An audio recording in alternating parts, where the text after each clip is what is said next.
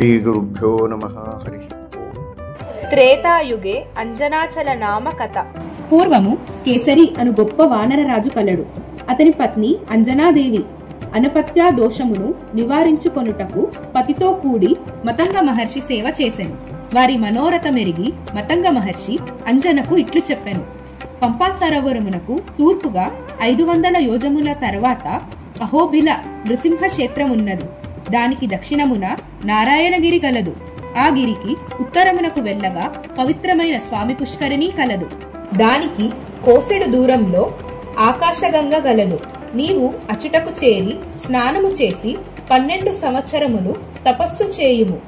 ఆ పుణ్యఫలముగా నీకు గుణవంతులలో శ్రేష్ఠుడగు ఓ పుత్రుడు జన్మించును. అంజనాదేవి పతితో కలిసి నారాయణగిరి చేరి తపమాచరించెను. ఒకానొక దినమున అంజనాదేవి చేతిలో వాయువీర్య పూరితమైన ఒక ఫలము ఆమె చేతి అందు పడెను. ఆమె దానిని ఆకలి తీర్చుకొనుటకు భక్షించెను. ఆమెకు వెనువెంటనే గర్భాచిహ్నములు గోచరించెను. వాయుదేవుడు అవతరించుచున్నాడని మునులు తమ దివ్య దృష్టితో తెలుసుకొని సంతసించిరి. అంజనాదేవికి 10వ మాసమున ఒక పుత్రుడు జన్మించెను.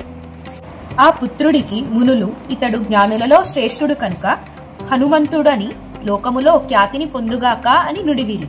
ఆ అంజనాదేవి తపమాచరించి పుత్రుడిని బడిసిన కారణమున త్రేతాయుగమున ఈ పర్వతమును అంజనాద్రి అని కీర్తించింది.